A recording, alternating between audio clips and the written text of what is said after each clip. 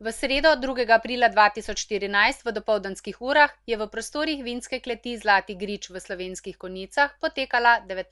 seja predsedstva Skupnosti občin Slovenije.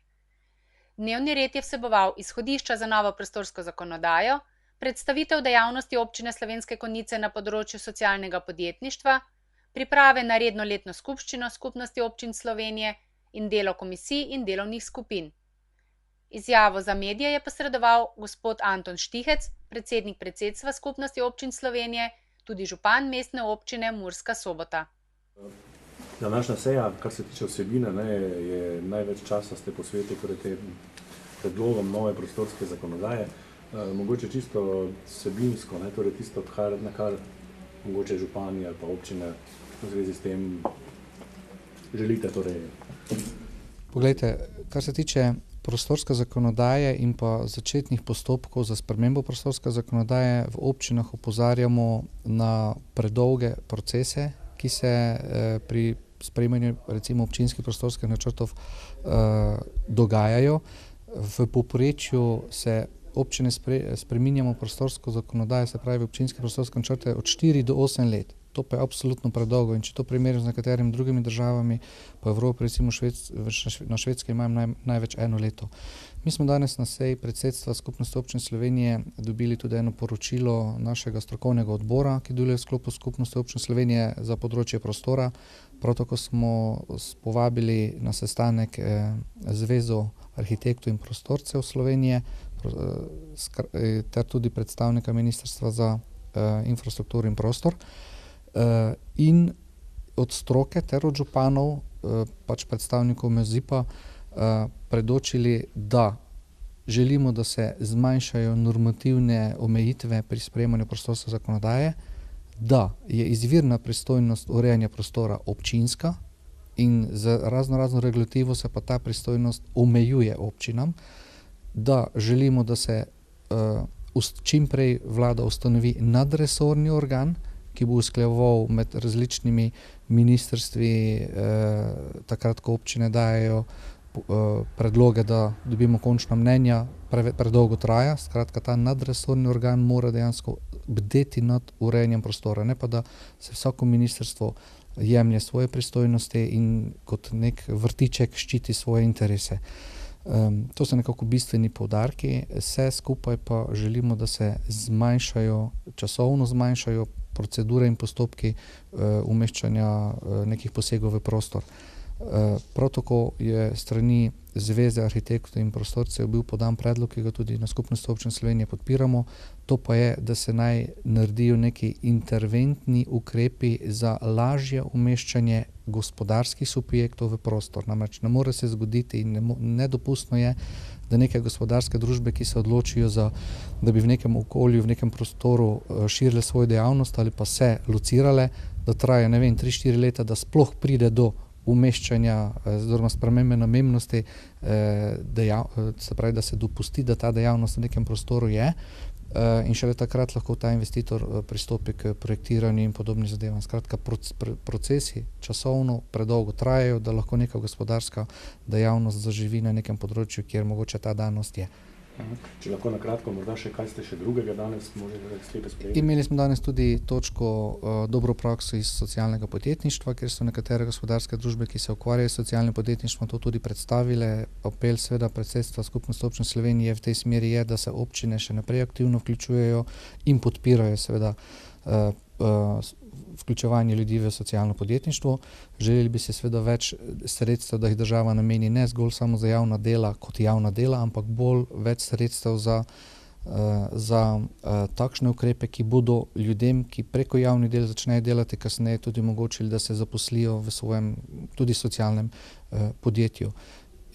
Imamo pa seveda tudi še pod točko razno še kar precej takšnih točk, ki so žgečkljive. Ena od teh je prav sigurno zaustavitev plačevanja strani Evropske komisije do slovenske države v višini preko 185 milijonov evrov sredstev za evropske projekte iz operativnega programa razvoja regij in pa OPROP, razvoj okoljske in prometne infrastrukture. zato ker je naša država dala 4 zahtevke Evropske komisije. Evropska komisija je naredila eno revizijo, ugotovila določene neskladje z evropsko zakonodajo in zaustavila začasno izplačevanje sredstev iz Evropske komisije v našo državo, s tem pa tudi projekte, ki se izvajajo večinoma po občinah. In mi smo seveda zahtevali, da nam obrazloži, zakaj je prišlo do teh zaustavitev, čeprav v odgovoru piše, da je pač dokument zaupne narave, smatramo, da temu ni tako, da če že nočejo povedati imena občin, zneske in podobno, bi lahko povedali vsaj, v čem je bistvo tega, da je Evropska komisija zaustavila plačevanje, ali to pomanjkljiv nadzor države nad projekti občin ali nepravilnosti, ki jih izvaja posamezne občine. Skratka, smatramo, da je to žgečkljiv in takšen primer, kjer gre za javna sredstva in tukaj ne bi smeli biti nobene skrivnosti, zato bomo verjetno pozvali ponovno vladno službo, da nam pač razkrije, zakaj je prišlo do te zaustavitve, da se seveda odpravljajo te nepravilnosti, ali so pri občinah ali pa so pri ministrstvih, recimo preko njihovega nadzora.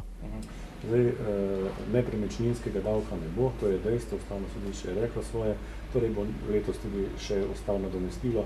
Pričakujete kot župan, pa tudi pač kot skupnost občin pri tem kakršnekoli probleme, zdaj glede na, oziroma kako ste zdaj pač župani občine na to pripravljeni? Glejte, Skupnost občin Slovenije je bila tudi ena od inštitucij, ki je vložila ustavni spor v zvezi s tem zakonom o davku na nepremičnine.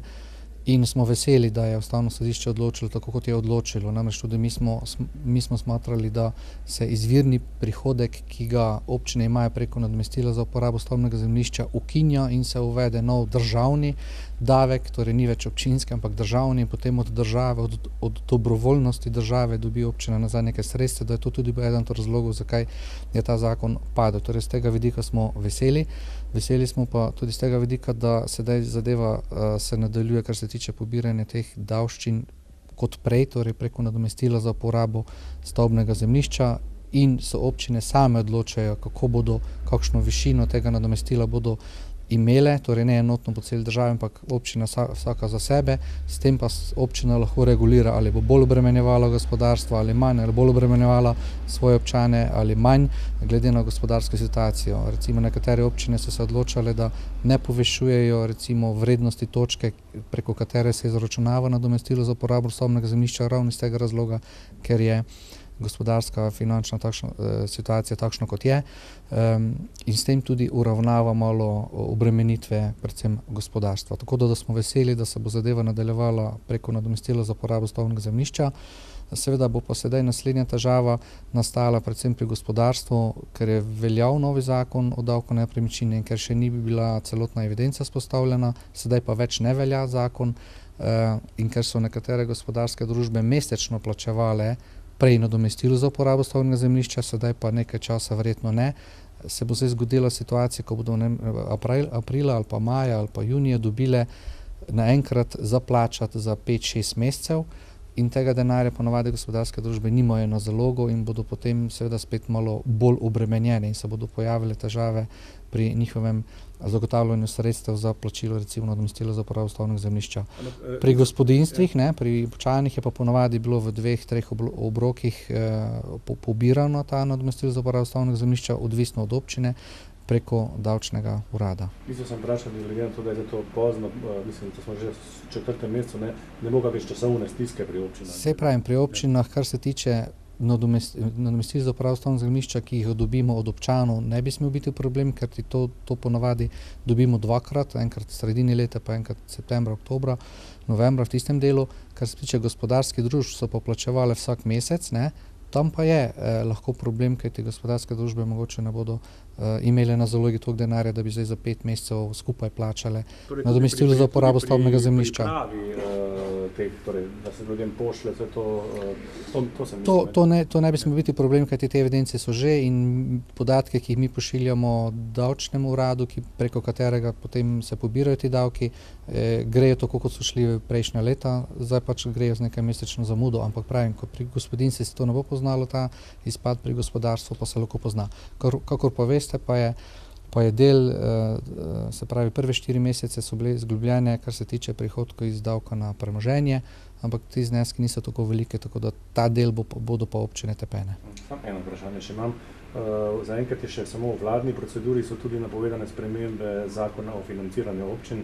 Koliko ste torej občine pa skupnost občin o tem že seznanjena, torej o teh predlaganih spremembah glede povprečnin, ki jih navaja tudi nacionalni reformni program? Ja, zdaj, v celoti seveda nismo seznanjeni, vemo pa, da pripravljajo oziroma želijo spremeniti, recimo do sedaj je bilo 4% zagotovljene porabe posamezne občine, ki jih občina dobi za recimo financiranje evropskih projektov, to želijo znižati na 2%, se pravi več kot 50%, zmanjšanje prav tako po 23. členu Zakona o financiranju občin želijo zmanjševati tiste sredstva, ki jih občine ne dobijo. Skratka, vse povsod pri teh spremembah gre več ali manj za zmanjševanje sredstev, ki bi jih namenile občinam. Veste pa, da občine so pa tudi neki generator razvoja in pa investicij, niso samo državne investicije tiste, ki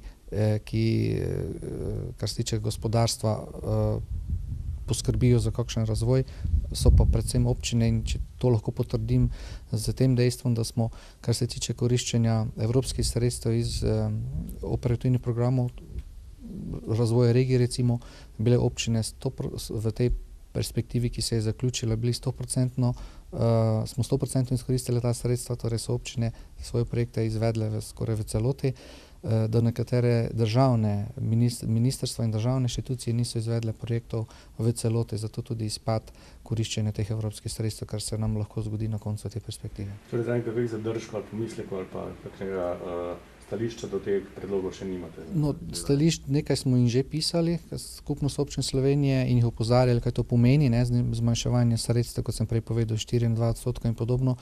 In seveda mi se bomo kot Skupnost občin Slovenije še naprej trudili, borili, da jih prepričamo, uradnike na državni ravni in pa ministra predvsem, da zmanjševanje sredstev, ki jih mi rabimo, da zagotovimo lastne deleže pri koriščenju evropskih sredstev, da je to najslabše, kar je možno. Torej, mi niti nimamo dovolj sredstev, da zagotovimo ta lastna sredstva, sedaj nam pa še država del tistih sredstev, ki nam za te namene daje, zmanjšuje. To seveda ne gre, to ne gre skupaj.